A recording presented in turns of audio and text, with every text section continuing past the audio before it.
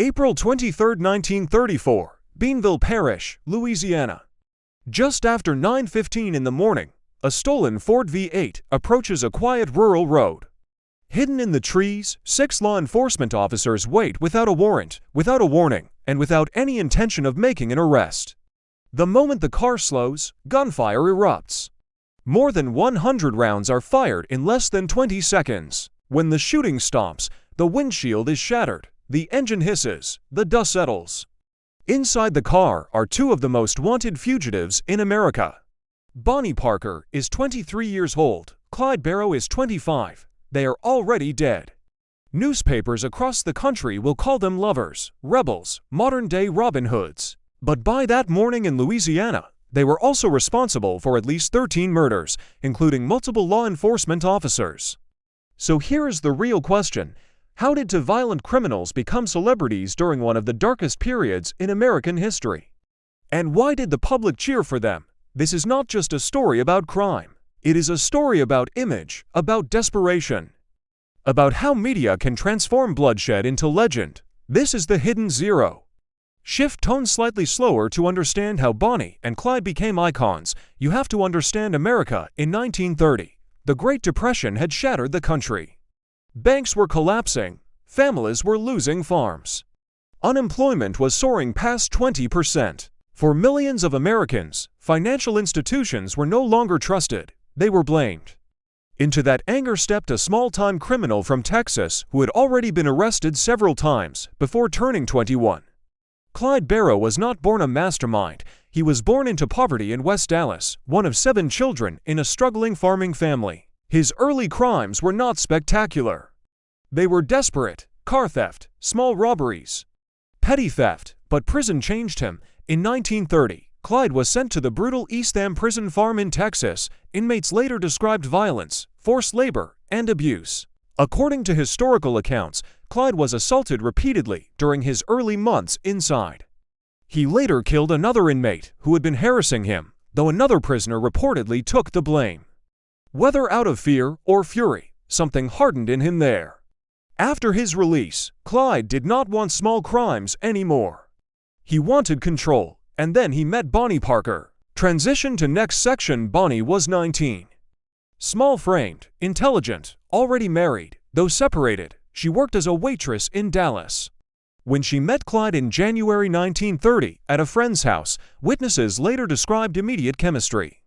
But this was not a fairy tale beginning. Within weeks, Clyde was arrested again. And Bonnie made a choice that would define the rest of her short life. She smuggled him a gun into jail. That decision was the Hidden Zero. Because from that point forward, this was no longer petty theft, it was escalation. After Clyde's release, the robberies became more frequent. Small-town stores, gas stations, occasional banks. But the image most people associate with Bonnie and Clyde did not exist yet. There were no glamorous headlines, no dramatic photographs, no mythology. Just 2 fugitives moving from state to state in stolen cars. Between 1932 and early 1933, members of the Barrow Gang were linked to multiple shootings. Several law enforcement officers were killed during traffic stops and robberies gone wrong. These were not cinematic gunfights, they were chaotic encounters that ended with bodies on the ground. But something unusual was happening at the same time. Newspapers were desperate for stories that distracted from economic collapse. And then came April 1933. The Joplin apartment raid. Police in Joplin, Missouri, grew suspicious of activity at a small rented garage apartment. Neighbors reported loud gatherings, strange behavior, out-of-state license plates.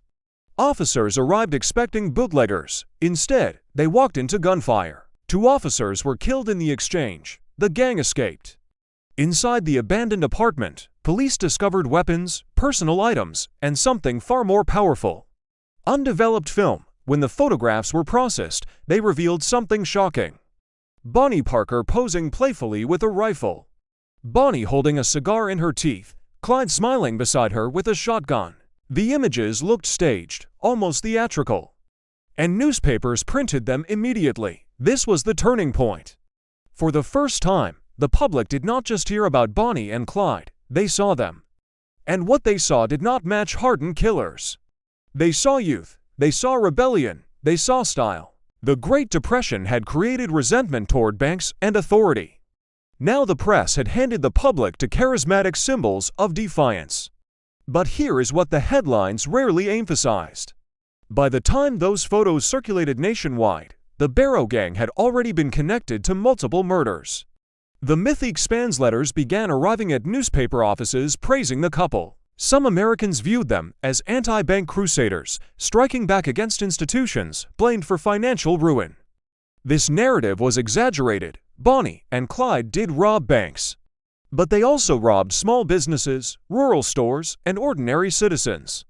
The romantic framing ignored victims. It ignored widows of slain officers.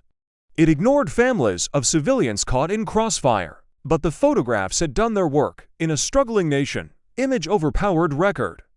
And Bonnie leaned into it. She wrote poetry during their time on the run. One piece, later titled The Story of Bonnie and Clyde, framed them as misunderstood outlaws doomed by circumstance. It was strategic, it humanized them, it deepened the legend. Meanwhile, law enforcement was losing patience. Multi-state agencies began coordinating efforts. Among those determined to end the chase was former Texas Ranger Frank Hammer, hired specifically to track Clyde. Hammer studied their patterns. He learned they frequently visited family in Louisiana and Texas. He anticipated their routes. While newspapers turned them into celebrities, investigators were quietly building a final plan, the ambush. By April 1934, Hammer and his team had positioned themselves along a rural Louisiana road they believed Clyde would travel. They did not plan a negotiation, they planned elimination. When Bonnie and Clyde's Ford appeared, officers opened fire almost immediately. Estimates suggest more than 100 bullets struck the vehicle. Neither suspect survived the initial volley. There was no dramatic last stand, no final speech, just overwhelming force. The aftermath news of their deaths spread rapidly. Crowds gathered around the bullet-riddled car. Some spectators attempted to cut pieces of Bonnie's dress as souvenirs. Death had not ended the spectacle, it amplified it. In the years that followed, books, films, and songs continued to reshape their story. They became symbols of reckless romance, of rebellion, of defiance. But stripped of photography and myth, the historical record is simpler. At least 13 confirmed killings. Multiple armed robberies, a pattern of escalating violence. The media did not invent their crimes, but it shaped how the public chose to remember them, and that is the uncomfortable truth. Bonnie and Clyde were not the first criminals in America. They were among the first to be branded. Their hidden zero was not just a meeting in Dallas. It was the moment a photograph turned fugitives into icons. And once that image spread, reality never fully caught up. Sometimes the most powerful weapon is not a gun, it is a story.